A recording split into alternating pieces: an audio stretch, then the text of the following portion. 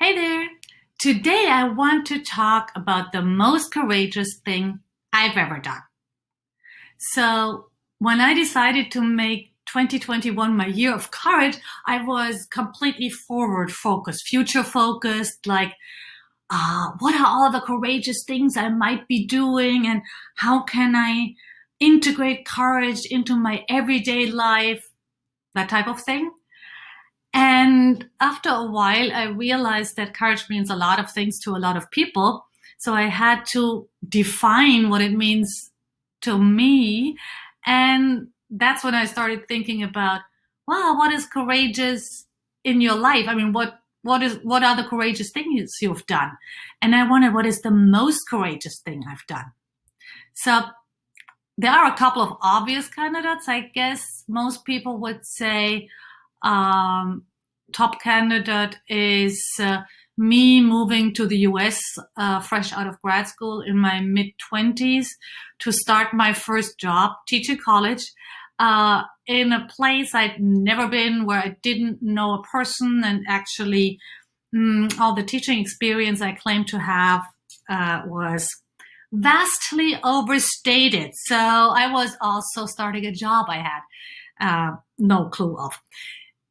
That sounds like a courageous thing to do, but for me, it didn't feel like it. I mean, for you, maybe moving abroad or starting a particular job is the most courageous thing you've done. So I don't want to say it is not, totally not. But for me, it didn't feel like it. I was just very naive, and I was all going in for a huge adventure, and it wasn't risky. I didn't risk anything. You know, if I hadn't liked it, I would have just packed my bag and gone back home.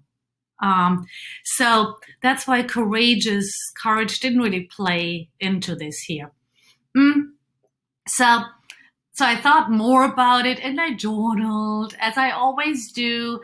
And a couple of other things came to mind, like that I gave up a spot in a very competitive MBA program to go for a master's in literature, of all things. Smart career move. Or that I was the first person in my family to ask their spouse for a divorce and actually get divorced. Um, but I mean, that was closer because that was riskier. That required a lot more courage. So I was on the right track, but I didn't want any of those things to define me as the most courageous thing, because they were, I mean, I didn't want a decision against something, like against a family expectation or against a society expectation, to be my most courageous thing, right? That didn't feel me at all. So, but then I found it, and the moment I came up with it, I just totally, it blew my mind. I'm like, duh, of course, this is the most courageous thing I've ever done. And that is delivering the eulogy at my father's funeral.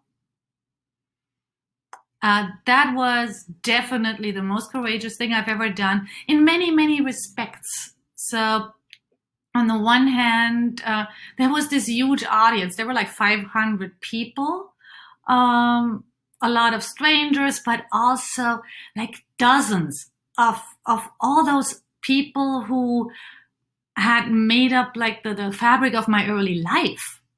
And that was so overwhelming. And of the strangers, I knew that lots of them were government officials, politicians, people who spoke a lot, for whom public speaking was part of their job description. And I was grieving, and I was feeling, of course, terrible. And I knew if I did it, I refused to take any medication on that day to calm me down. I was just like, it was all in all a decision that my family didn't really trust me with when I said I would hold the eulogy, but I did, and there was never a thought of not doing it, because I owed my dad a speech.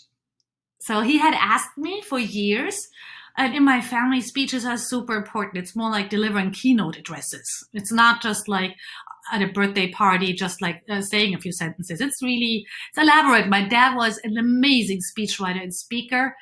And so I was just like, I chickened out for years, for years. It was just like, I pushed it off and I said, I'll do it later at your 70th birthday.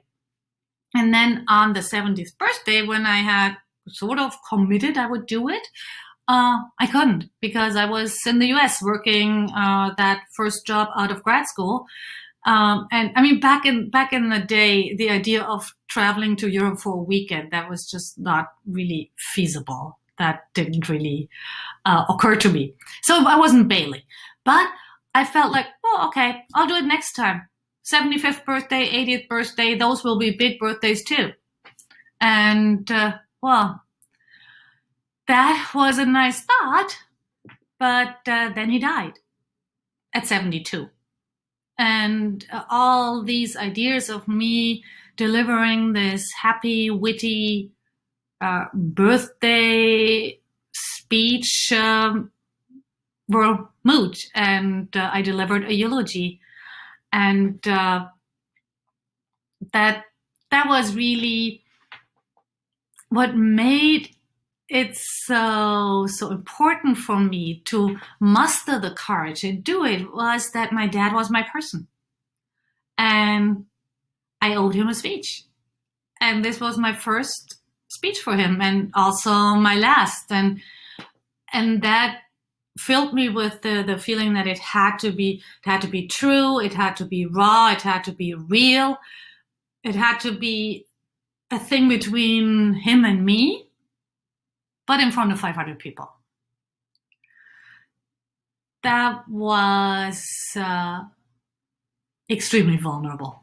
And but first I sat down and wrote it, and I thought it would take forever, but in the end, it didn't. It was like the first draft hardly got changed at all. It was just like one draft, two mini changes, and one very painful hour later, it was done.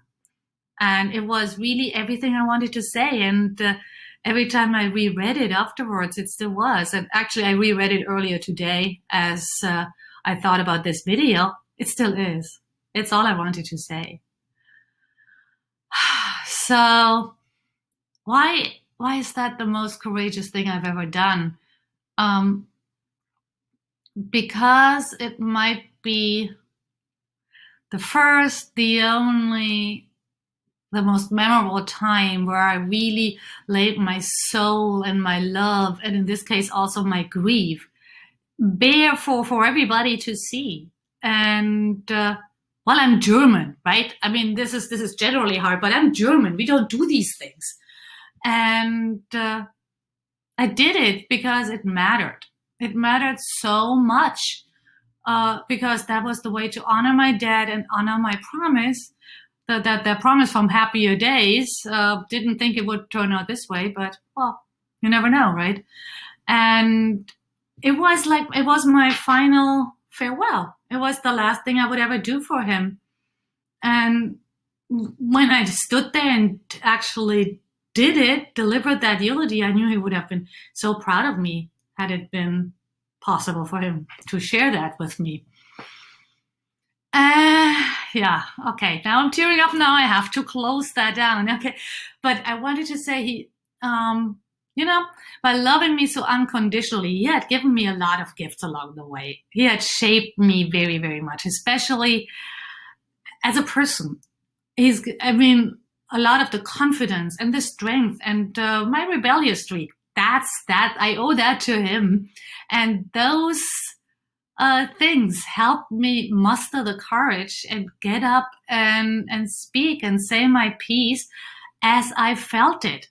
Conventions be damned. I did not care for a moment what people thought. And most of them actually felt that this was raw and real and important. And in a way, 22 years later, I'd say that was kind of his last gift because I've never ever again been afraid of stepping on a stage. No matter what the situation, no matter what the audience, my topic, I get up public speaking on a stage and I'm like, this must be easy. This is so much easier. For 22 years, it's been downhill from that occasion. So that's kind of a gift I still carry along. Okay, I would love to hear what your most courageous thing has been. And please share. I'd love to hear it.